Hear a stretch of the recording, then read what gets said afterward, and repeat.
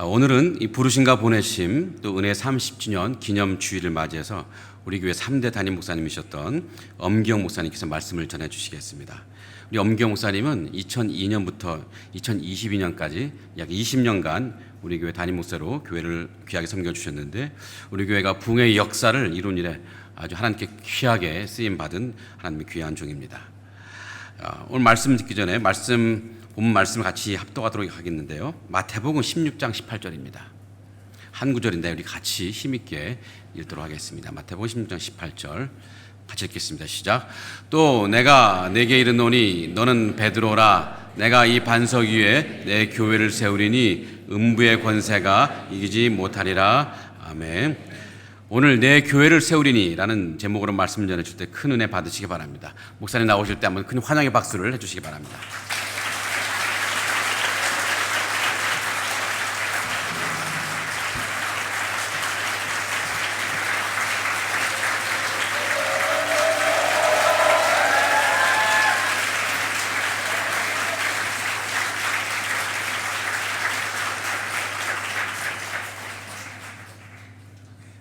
오늘 30주년을 맞이하는 상하이 한인연합교회, 이 중국 땅 공산주의 사회주가에서 우리가 30주년을 맞이할 수 있었다는 것이 하나님의 기적인 줄 믿습니다.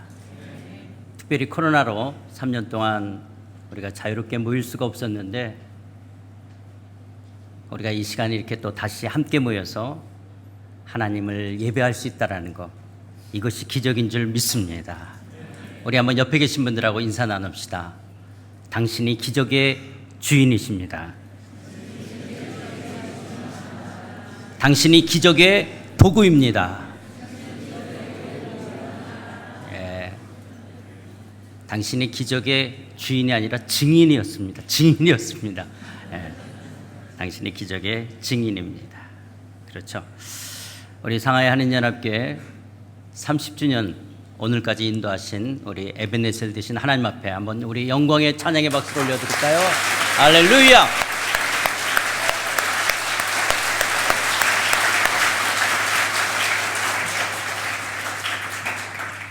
우리 상하이 한인연합교회는 한국에 살고 있는 성도들이 모인 한국에 있는 지역교회도 아니고, 또 미국이나 호주에 있는 이민 가서 뿌리를 내리고 살아가고 있는 그런 성도들이 모인 교회가 아니라, 상사 주재원으로, 또 때로는 자영업자로, 유학생으로 임시적으로 상하이에 몇 년 거하시다가 또 떠나는 그런 교회입니다. 그런 상하이 한인연합교회가 이제 30주년을 맞이하고 앞으로 40주년, 50주년, 100주년을 맞이해야 된다면 우리 상하이 한인연합교회는 어떤 교회가 되어야 할까요? 우리 상하이 한인연합교회는 과연 어떤 교회가 되어야 될까요? 첫 번째로, 상하이 한인연합교회는 신앙 고백이 분명한 교회가 되어야 합니다. 우리 상하이 한인연합교회는 신앙 고백이 분명한 교회가 되어야 됩니다. 오늘 본문에 나오는 베드로의 신앙 고백처럼 주는 그리스도시요 살아계신 하나님의 아들이시니이다 라고 하는 예수를 나의 왕으로, 예수 그리스도가 나의 자신의 죄를 위해 십자가에서 죽으시고 부활하신 나의 구주와 주님이 되신다라고 하는 거듭난 사람들로 가득 찬 교회가 되어야 될 줄 믿습니다. 우리가 살고 있는 이 시대를 포스트 모던의 시대라고 말합니다. 이 포스트 모던의 시대라고 하는 것은 절대적 가치를 상대화시켜 버렸습니다. 절대적 가치나 절대적 진리가 존재하지 않습니다. 그러나 우리가 분명히 고백해야 될 것은, 우리의 절대적 신앙은 주는 그리스도시요 살아계신 하나님의 아들이시니이다. 이것이 우리의 절대적 신앙 고백이 되어야 될 줄 믿습니다. 제가 한국에 들어간 지 딱 1년 돼요. 딱 1년 만에 다시 상하이로 오게 되어졌는데요. 제가 32년 만에 완전히 한국에 귀국한 우리 한국교회, 한국사회는 너무나 많이 변해 있었어요. 제가 일본에 선교사로 나가기 위해서 선교 훈련 받을 때 리엔트리 컬처쇼가 있다고 다시 재입국하게 되어질 때 컬처쇼가 있다라는 말을 들었지만 제 고향이 을지로 삼가기 때문에 뭐 제가 다시 돌아온다 해도 무슨 뭐 컬처쇼가 있을까라고 생각했는데 진짜 32년 만에 이제 살라 들어간 한국, 저에게는 여러 가지 많은 충격으로 다가오는 것들이 있었습니다. 그 중에서 제일 큰 것은 한국 사회는 이제 옳으냐 그르냐의 문제보다 좋으냐 싫으냐, 이익이 되느냐 안 되느냐로 결정하고 판단하는 사회로 변해버렸어요. 물론 저는 이제 한국의 민주화 과정 속에서 그런 시기를 보냈기 때문에 그렇지만 옳으면 감옥에도 가고 옳으면 십자가의 길이라도 가야 된다라는 것을 주장하기도 하고 또 가르치기도 하고 또 그렇게 배우면서 그런 삶을 살아야 될 것을 이해하면서 왔던 시대였습니다. 그런데 이제 한국 사회는 옳으냐 그르냐보다는 좋으냐 싫으냐, 이익이 되냐 안 되느냐로 모든 것을 결정하고 판단하는 그런 사회로 변화되어졌습니다. 그러면서 우리 남성분들 군대 갔다 오신 분들은 알겠지만 우리가 이제 총을 처음 받으면 총이 관역에 제대로 맞는지 안 맞는지 0.4격을 해요. 세 발을 줘가지고 관역에서 떨어지면 클릭을 조절해서 관역에 제대로 맞추더라고요. 뭐 다는 아니지만 한국 교회에 또 일부 교회나 일부 목사님들의 이 0점이 틀어진 것을 보게 되어지는 거예요. 왜 한국 교회가 이렇게 세속화되어지고 이렇게 0점이 틀어지게 되어졌을까? 물론 제가 네슬리 뉴비긴은 아니지만 영국의 선교사였던 이 네슬리 뉴비긴이 인도에 가서 30년 동안 선교하고 돌아온 영국 교회는 너무나 변해 있었습니다. 그래서 미셔널 처치라고 하는 이런 이야기들을 하면서 다시 한번 영국 교회를 새롭게 하려고 했던 그의 움직임이 있었던 것처럼 오늘날 한국 교회가 이런 절대적 신앙 고백, 절대적 진리로부터 변질되고 흔들어진다면 그것은 참다운 교회의 모습은 아닐 것입니다. 우리 상하이 한인연합회 여전히 우리가 주장해야 되고 고백해야 될 것은 주는 그리스도시요 살아계신 하나님의 아들이라는 이 절대적 고백에 조금도 흔들림이 없는 온전한 신앙 고백 속에 우리 교회는 세워져 가야 될 줄 믿습니다. 예수 그리스도가 내 삶의 왕이요, 예수 그리스도가 나의 죄를 위해서 십자가에서 죽으시고 부활하신 나의 생명의 주되심을 고백하며 그 주님을 인한 감사와 감격이 넘치는 예배, 모일 때마다 예수 그리스도의 그 십자가의 피가 뚝뚝 떨어지며 주님의 십자가 때문에 오늘 내가 존재하고 예수 그리스도 때문에 여전히 하나님 앞에 나아갈 수 있다는 이 구속의 은총들이 늘 넘치는 교회, 그것이 우리 상하이 한인연합교회 되어야 될 줄 믿습니다. 이것이 우리 상하이 한인연합교회 일대 목사님이었던 박범용 목사님이 가르쳤던 내용이고요, 잠깐이었지만 양수봉 목사님이 가르쳤던 내용이고, 그리고 제가 증거했던 내용이고, 이제 4대 배성진 목사님이 가르치고 있는 분명한 신앙의 고백의 내용인 줄 믿습니다. 이제 상하이 한인연합교회가 40주년, 50주년, 100주년이 넘어 예수님 오실 때까지 이 고백이 가득한 교회 되어질 줄 믿습니다. 오늘 본문에서 예수님께서 내 교회, 마이 처치, 내 교회를 세우리라고 말씀하셨기 때문에 분명한 신앙 고백으로 거듭난 성도들이라면 우리는 주님의 것입니다. 예수님께서 나의 죄를 대신하여 십자가에서 죽으시고 부활하신 그 예수 그리스도로 말미암아 우리가 값없이 의롭다 하심을 받았다면 우리 모두는 주님의 것, 주님의 의로운 백성이 되어진 거예요. 그래서 베드로의 고백처럼 우리 모두는 택하신 족속이요 왕 같은 제사장이요 거룩한 나라요 그의 소유된 백성인 줄 믿습니다. 우리는 내 교회를 세우겠다는 예수님 안에서 당신의 소유된 백성이라는 거예요. 그래서 사도 바울도 로마서 14장 7절 8절에서 이렇게 말씀하지 않아요? 우리 중에 누구든지 자기를 위해 사는 자가 없고 자기를 위하여 죽는 자도 없도다. 우리가 살아도 주를 위해 살고 죽어도 주를 위해 죽나니 그러므로 사나 죽으나 우리가 누구 것이라고요? 주의 것이로다. 우리가 주의 것이라면 주님께서 우리의 삶과 신앙을, 우리의 앞날과 우리의 미래적 하나님 나라까지 우리를 이끌어 가실 그 주께서 우리를 책임지시고 이끌어 가실 줄 믿습니다. 여러분, 우리가 세월호 사건이나 이태원 참사 사건이 있을 때 국민들로부터 터져 나왔던 탄성 같은 말이 뭐였냐? 이게 나랍니까? 이게 나랍니까? 그러잖아요. 위정자들이 국민의 안녕과 안정을 지키지 못할 때 이게 나랍니까? 라는 말이 나오는 거예요. 그러나 우리의 신앙 고백처럼 예수가 나의 주님이라고 고백한다면 우리는 주님의 것인 줄 믿습니다. 주께서 우리를 당신의 소유로 삼으셨다면 그 주님께서 우리의 삶과 내일을 책임져 주실 줄 믿습니다. 하나님의 나라 왕 되신 하나님께서 여러분의 삶을 책임져 주시고 우리 상하이 한인연합교회를 책임지시고 이끌어 가실 줄 믿습니다. 우리 상하이 한인연합교회 어떤 교회가 되어야 될까요? 두 번째는 예수님만이 존귀 여김 받는 교회가 되어야 됩니다. 예수님만이 존귀 여김을 받는 교회가 되어야 됩니다. 마이 처치, 내 교회라고 말씀하셨기 때문에 분명한 신앙 고백이 있는 교회에서는 오직 예수님만이 높임을 받고 오직 예수님만이 존귀 여김을 받으셔야 됩니다. 아마 여러분도 오늘 이 말씀의 배경을 잘 아실 거예요. 이제 예수님께서 제자들과 3년 가까운 시간들을 보내십니다. 그리고 이제 십자가를 치셔야 될 시점이 다가오게 될 때 어느 날 제자들에게 아주 중요한 질문을 해요.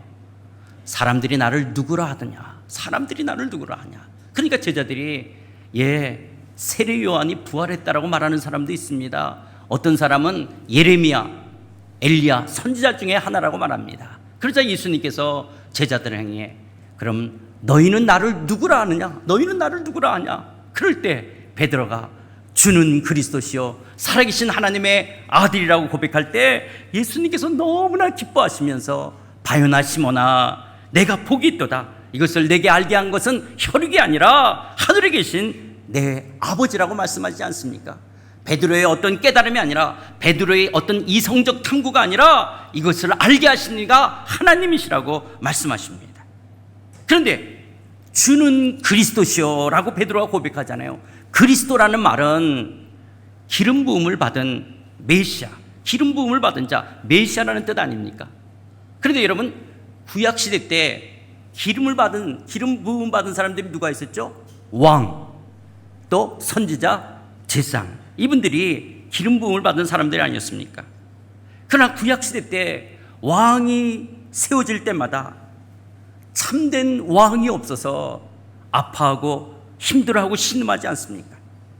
그러자 백성들은 하나님께서 직접 기름 부어 세우실 참된 왕을 기다립니다. 그런데 베드로는 예수님이 바로 하나님께서 직접 기름을 부으신 참된 왕, 이 땅에 오신 주 그리스도, 우리의 왕이라고 고백하는 거예요. 주는 그리스도십니다. 이 말 속에 예수님이 참된 왕이십니다는 말이 있는 거예요.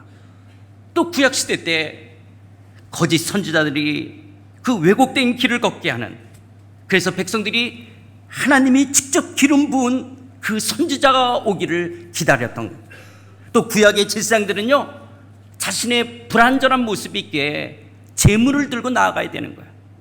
그런데 예수님이 참된 선지자요, 예수님이 참된 중보자, 진정한 제사장이라고 베드로의 고백, 주는 그리스도라고 고백하고 있는 거예요.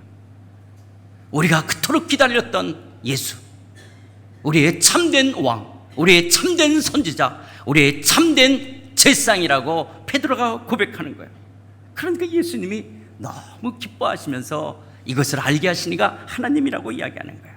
그렇다면 사랑하는 성도 여러분, 우리도 예수가 우리의 진정한 왕으로 믿고 고백하는 줄 믿습니다. 예수가 참된 제사장이요 참된 선지자라면 예수님만이 우리의 인생의 진정한 해답이요 예수님만이 내 삶의 전부가 되는 줄 믿습니다.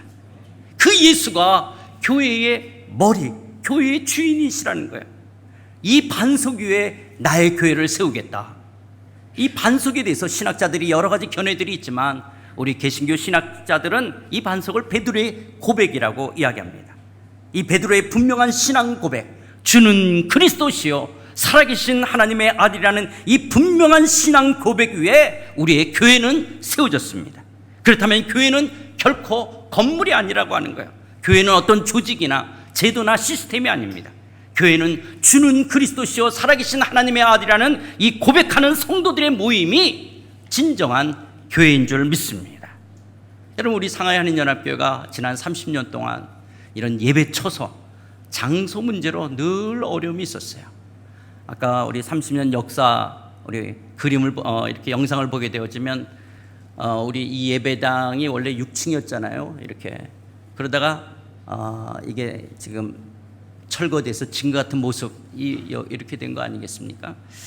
늘 이런 예배 처소 문제, 또 우리 교회가 아마 내년까지 계약이 돼 있는데 앞으로 어디로 가야 될 것인가, 늘 우리가 상하이 땅에 있으면서 우리 예배당 건물 문제가 우리에게 늘 기도의 제목이었습니다. 그러나 진정한 교회는 여러분, 우리가 교회이기에 주께서 우리 상하이 한인연합교회를 이끌어 가실 줄 믿습니다. 그렇다면 여러분, 우리들이 모일 때마다, 또 그리고 우리 상하이 한인연합교회가 계속 역사를 더해갈 때마다 우리 상하이 한인연합교회에서 어떻게 예수님만이 높임을 받고 존귀임을 받을 수 있을까요? 예수가 존귀 여김을 받는다는 것은 예배를 통해서요. 예수가 왕이요, 예수가 참된 선지자요, 예수가 참된 제사장이라고는 우리가 하나님 앞에 나아갈 진정한 중보자라고 고백하며 그 예수님을 기뻐하며 예배를 드릴 때 예수님만이 존귀 여김을 받게 되는 줄 믿습니다. 오직 중보자 되신 예수 그리스도를 통해서 우리가 하나님께 나아가며 우리가 예배할 때마다 하나님의 하나님 되심을 기뻐하며 우리가 주의 백성인 것을 즐거워하며 드릴 때 예배 가운데 하나님의 임재와 영광이 가득하며 주의 이름만이 높임을 받게 될 줄 믿습니다. 이렇게 우리가 예배 드릴 때마다 보좌에 앉으신 하나님과 그 어린 양 되신 예수 그리스도로 인하여 기뻐하며 찬양하며 경배하는 거예요. 여러분, 우리가 예배를 드릴 때 내가 먼저 무슨 은혜를 많이 받아야 될 것 이전에 먼저 우리는 그분을 높이는 거예요. 그분을 즐거워하는 거예요. 주님만이 영광과 찬송을 받기에 합당하시다라고 주님을 높여드리는 것. 그래서 우리는 예배를 통하여 예수 그리스도의 이름만을 존귀 높임을 받게 하는 거 아닙니까? 또 우리가 예수 그리스도의 이름이 존귀케 되어진다는 것은 교회에 어려움이 있고 여러분들의 삶에 문제가 있을 때마다 교회의 머리 대신 예수님의 이름으로 기도하며 나아가는 거예요. 만민이 기도하는 집 이 교회에서 우리가 중보자 되신 예수 그리스도의 이름으로 기도할 때 하나님의 역사하심들을 우리가 경험해 가는 거예요. 우리가 이 땅에서 무엇인지 매면 하늘에서도 매이고 우리가 이 땅에서 풀면 하늘에서도 풀리는 이 하나님의 역사, 예수 그리스도의 이름으로 기도할 때 일하시는 그 하나님을 체험해 가는 때 우리는 예수 그리스도의 이름이 우리 가운데 더욱 존귀 여김을 받게 될 줄 믿습니다. 그러나 여러분, 우리가 기도하지 않는다면 말로는 예수님을 존귀 여기지만 진정 예수님을 존귀 여기는 것이 아니죠. 우리가 예수 그리스도의 이름으로 기도한다는 이 자체가 예수 그리스도를 존귀 여기는 거예요. 예수님을 높이는 것이라는 거예요. 이렇게 예배나 기도뿐만 아니라 우리가 소그룹으로 모일 때마다 존귀하신 예수님을 자랑하는 거예요. 그 예수 그리스도를 인하여 기뻐하는 거예요. 그럴 때 예수님이 더 높임을 받는 거 아닙니까? 왜냐하면 우리의 신앙이라고 하는 것은 예수님과의 인격적 관계이기 때문에 그렇습니다. 예수님과 내가 어떤 관계를 맺고 어떤 삶을 예수님과 더불어 살아가느냐, 이것이 우리의 신앙생활이기 때문에 그렇습니다. 누군가가 오늘날 교회의 문제를 이렇게 지적합니다. 초대교회에서는 기독교는 하나님과의 관계, 이웃과의 관계였다. 그런데 기독교가 로마로 가서 관념이 되고 철학이 되었다. 그리고 유럽으로 가서 기독교가 제도가 되었고, 그리고 미국으로 가서는 기업과 같은 형태가 되었다. 어떤 숫자적 부흥과 교회를 성장시키고 운영시키려는 이런 대형교회 형태가 꼭 기업 같은 모습으로 변질되어져 갔다는 거예요. 담임 목사 만나는 것이 큰 회사, 이 대기업의 회장님이나 CEO 만나는 것처럼 되고, 그리고 이런 것들이 마치 목사의 어떤 성공한 목사의 리더십인 것처럼 보여지는 것으로 변질되어 버린 거예요. 기업과 같은 형태가 된 게 너무나 당연한 것처럼 여겨져 있는 거예요.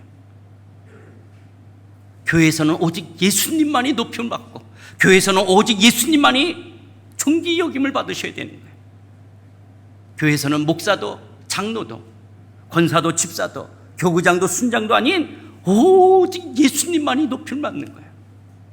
그래서 목사나 장로나 권사나 집사나 교구장이나 순장이나 교사나 이 교회의 일꾼들이라는 것은 그리스도의 남은 고난을 자신의 육체에 채우는 사람들이에요. 우리 골로새 1장에 보면 그러잖아요.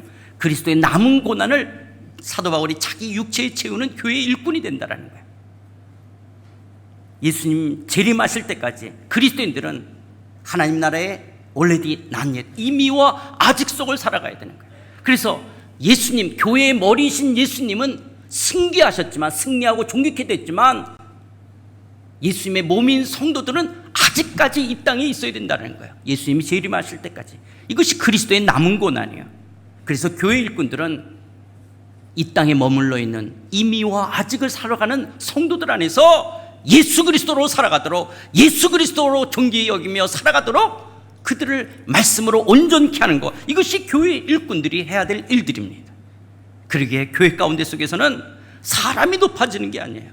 교회에서는 오직 교회의 머리 되시고 주인 되신 예수님만이 존귀케 되어지시고 예수님만이 경배를 받으셔야 될 것이 진정한 참된 교회인 줄 믿습니다. 그리고 세 번째로, 상하이 한인연합교회는 어떤 교회가 되어야 될까요? 첫 번째로 신앙 고백이 분명한 교회가 되어야 되고, 예수님만이 존귀히 여김을 받는 교회가 되어야 되고요. 세 번째로는 예수님의 뜻만이 드러나는 교회여야 됩니다. 예수님이 내 교회, 마이 처치라고 이야기하셨기 때문에 교회는 예수님의 뜻만이 드러나는 교회여야 됩니다.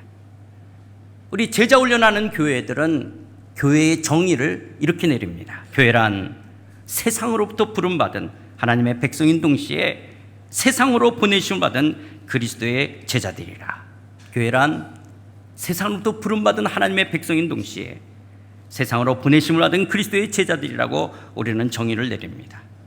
그렇다면 교회는 세상으로 보내심을 받은 그리스도의 제자다. 이것이 교회는 본질적으로, 성격적으로 선교적 공동체라고 하는 거예요. 세상으로 보냄받은 그리스도의 제자라는 말 자체가 교회는 존재론적으로 선교라고 하는 거예요. 교회의 DNA는 선교라고 하는 거예요. 예수님이 부활하셨다는 말 그 자체가 선교인 거예요. 그렇기 때문에 교회는 여러 역할 중에 어떤 사명 중에 하나가 선교가 아니라 교회는 존재가 선교라고 하는 거예요. 오늘 우리가 주의 이름을 모였다는 이 자체가 이미 선교인 거예요. 왜냐, 밖에서 우리를 바라보면 저 사람들이 왜 저기서 모여해?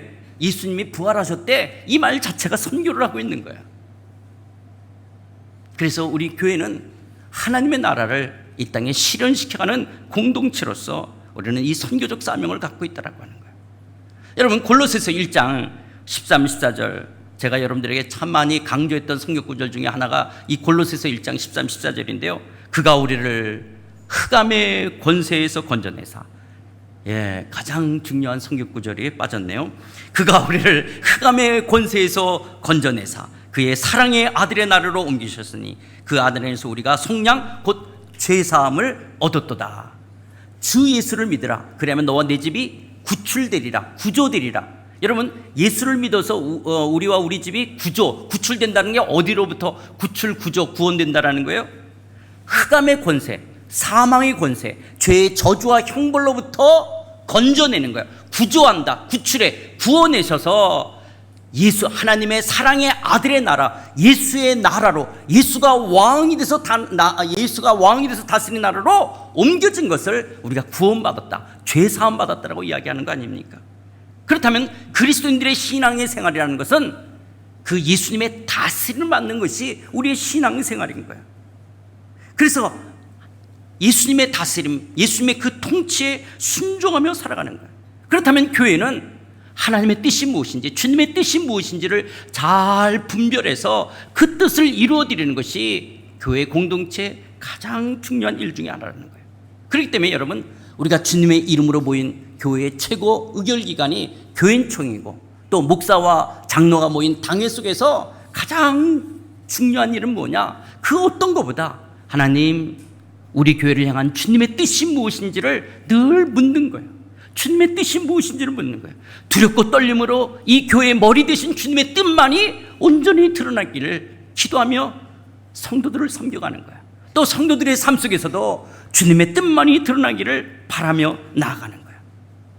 그런데 그 주님의 뜻이 우리 개인의 삶에 여러 가지 비즈니스, 자녀들 이런 문제도 있지만 그 주님의 뜻이 정치, 경제, 문화, 예술, 교육, 과학, 언론, 미디어, 스포츠 여러 영역 속에서 예수님의 뜻이 드러나야 돼요. 이런 모든 영역 속에서 예수님만이, 하나님만이 왕으로 드러나셔야 되는 거예요. 그래서 우리의 신앙생활이라는 것이 단순히 우리가 직업으로 일터에서 우리의 삶의 현장에 나아가서 단순히 잘 먹고 잘 사는 것이 우리의 신앙의 목표가 되는 건 아니지 않습니까? 물론 우리가 이 땅에서 생계수단으로 우리가 직업을 갖고 일을 갖는 거 중요한 거예요. 그러나 우리는 거기에 머무르지 않는다는 거예요.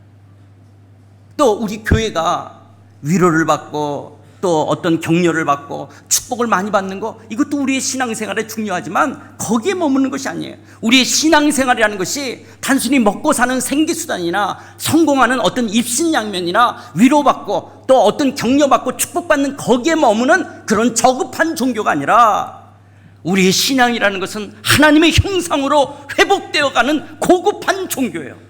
내가 예수 그리스도를 닮아가는, 예수 그리스도의 인격, 예수 그리스도의 성품을 닮아가는 거예요. 그리고 하나님의 사랑과 이웃사랑을 실천하면서 나의 의식과 생각이, 나의 사고방식이, 나의 선택과 결정이, 나의 존재가, 나의 삶의 소유가, 나의 세계관과 가치관이 성경적 사고방식 속에서 하나님의 선하시고 기뻐하시고 온전하신 뜻을 드러내는 이런 고급한 삶을 살아가는 것이 우리의 신앙이라고 하는 거예요. 제가 사실 요즘 한국교회 가서 이걸 얼마나 많이 외치는지 몰라요. 여러분, 우리 기독교는 불교인들하고 똑같이, 그들도 수능 보려면 수능 40일 예불 드리는 것처럼 교회에서도 수능 새벽기도, 특별 새벽기도, 수능을 잘 보도록 기도하는 거, 그것을 나쁘다라고 말하지는 않아요. 그러면 기도 내용이 똑같잖아요. 불교나 기독교나 기도 내용이 똑같은 거예요. 그러면 하나님이 진짜 수능을 잘 보게 하는지 부처님이 수능을 잘 보게 하는지 이거 싸움 시키는 거예요.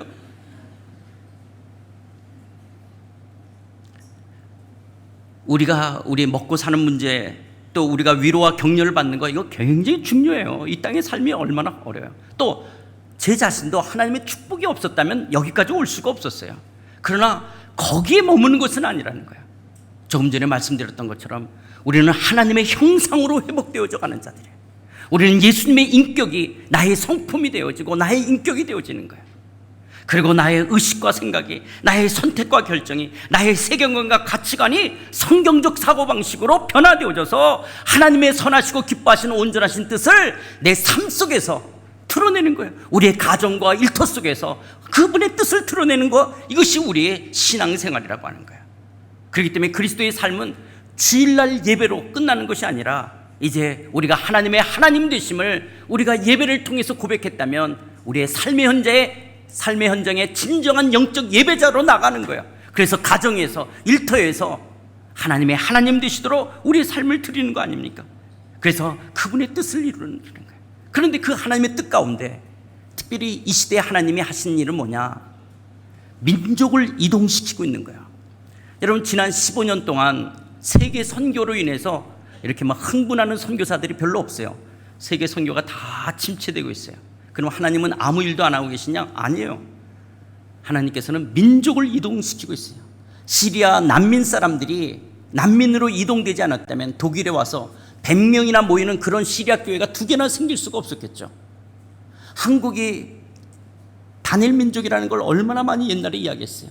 근데 250만 다문화가 사는 사회로 한국이 완전히 변했어요. 그런데 이거는 한국만 비단 그런 것이 아니에요.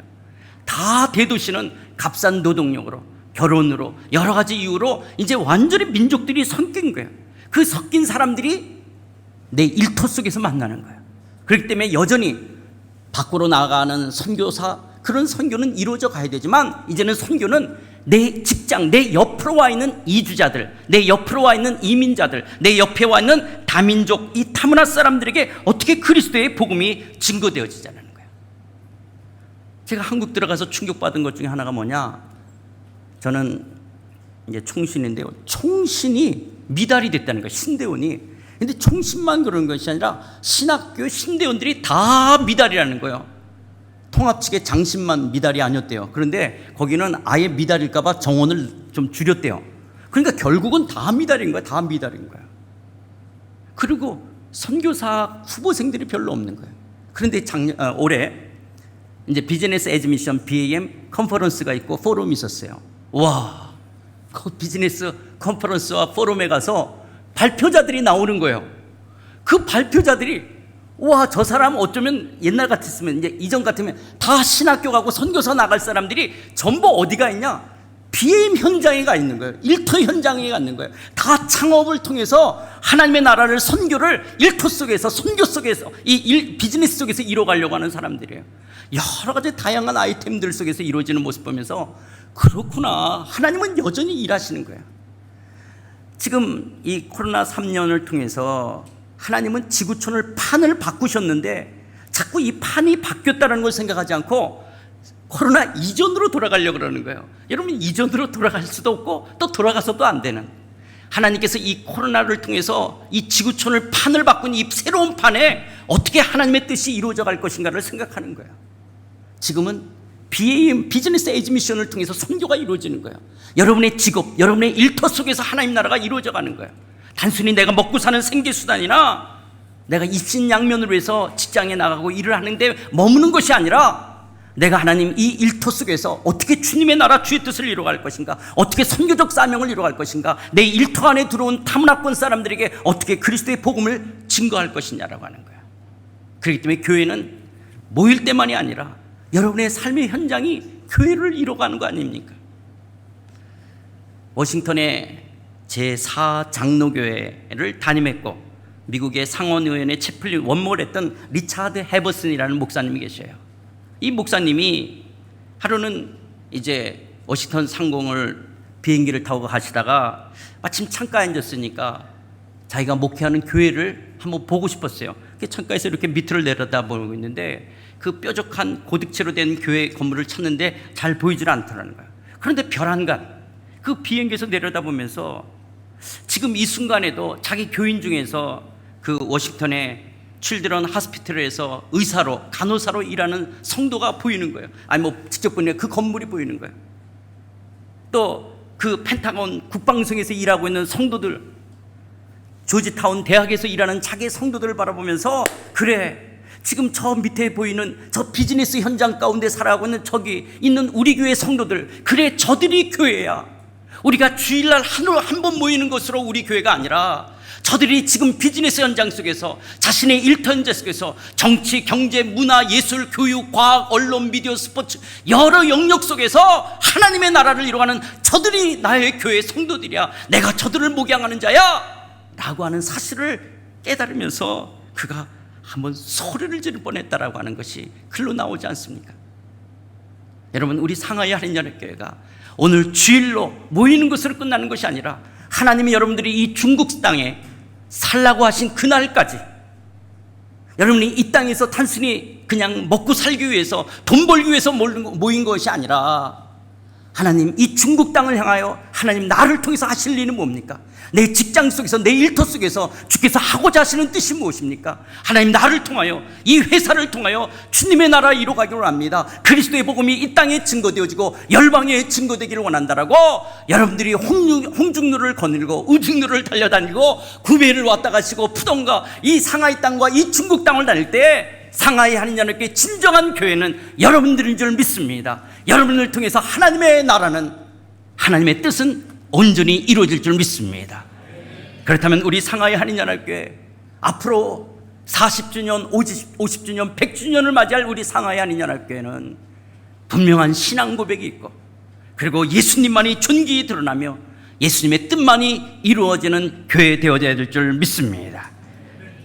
비록 우리를 둘러싼 환경들은 어렵지만 음부의 권세가 결코 이기지 못한다고 말씀하신 것처럼 주께서 승리하셨기에 여러분도 승리하실 줄 믿습니다.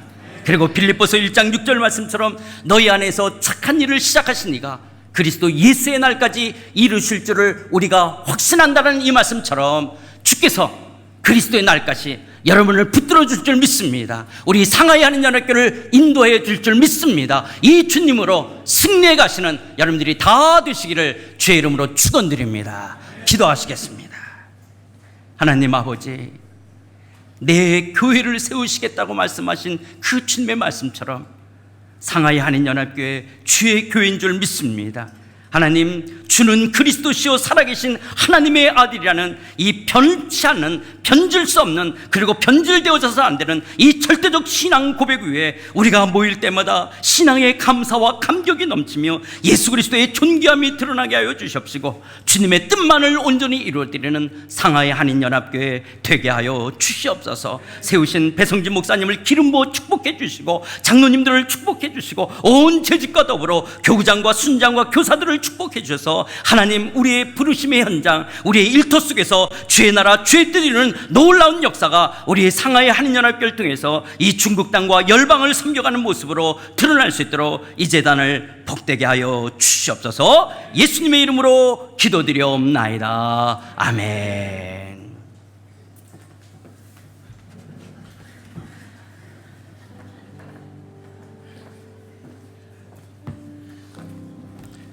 귀한 말씀 감사드립니다. 우리 다시 한번 은혜를 주신 또 우리 하나님과 목사님께 깊은 박수를 드리겠습니다.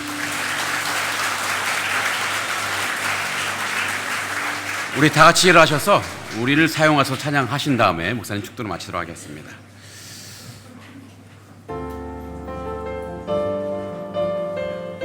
우리에겐 소원이 하나 있네. 우리에겐 소원이 하나 있네. 주님 다시 오실 그날까지 우리 가슴에 새긴 주의 십자가 사랑 나의 교회를 사랑케 하네. 주의 교회를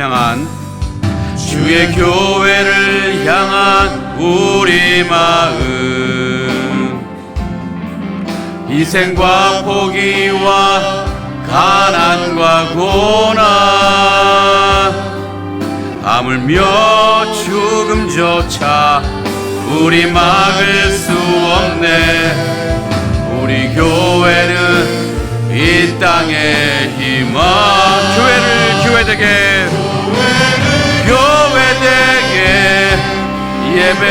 예배되게 우릴 사용하소서. 진정한 부흥의 날 오늘 임하도록 우릴 사용하소서. 성령 안에 예배하리라. 자유의 마음으로 사랑으로 사역하리라. 교회는 생명이니 교회되게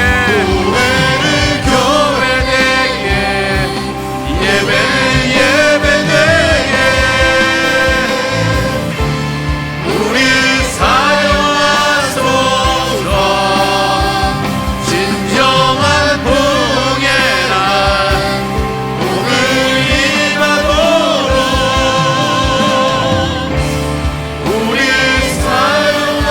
우리를 사용하소서. 우릴 사용하소서. 목사님 나오셔서 축도해 주시겠습니다. 이제는 교회의 머리이시고 주인이신 우리 주 예수 그리스도의 은혜와 우리를 미래의 영광스러운 나라까지 이끌어 가시며 변치 않는 사랑으로 우리를 붙드시고 이끄시는 하나님 아버지의 그 크신 사랑과 우리를 진리 가운데 살아가도록 진리를 깨우치시고 알게 하시고 살아내도록 하시는 성령 하나님의 감화 교통 충만하심이 교회가 교회다운 교회 되기를 원하여 주님 앞에 소원으로 찬양으로 올려드린 머리 숙인 사랑하는 모든 심령들 머리 위에, 그리고 30주년을 맞이하는 우리 상하이 한인연합교회 위에 이제부터 영원토록 함께 계실지어다. 아멘.